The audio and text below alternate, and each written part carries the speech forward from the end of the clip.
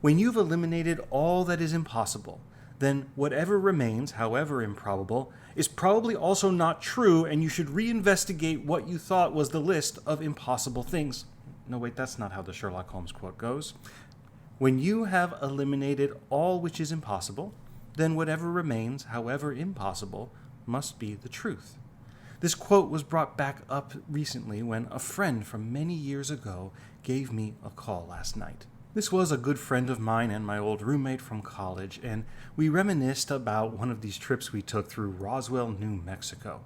We were driving late at night in one of these dark highways just like in the movies. No cars, very little illumination except the lights coming off of our vehicle. And as we drove, the car started getting colder and colder. And my friend pointed out that the lever controlling the temperature, this was back when you had a manual lever to control the AC, had moved into the air-conditioned position. And so he moved it back up to heat.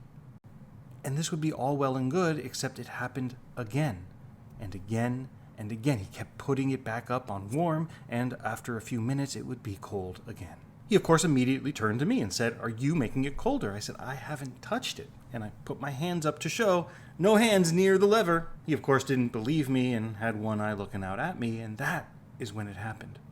The lever moved on its own, just a little bit.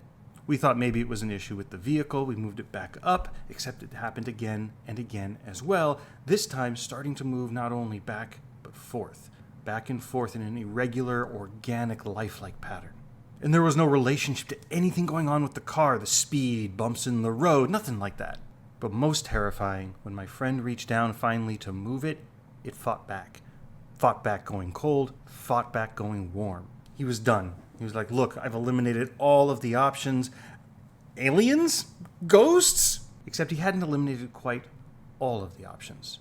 You see, that lever had a metal rod that went all the way through and was exposed at the bottom of the passenger footwell.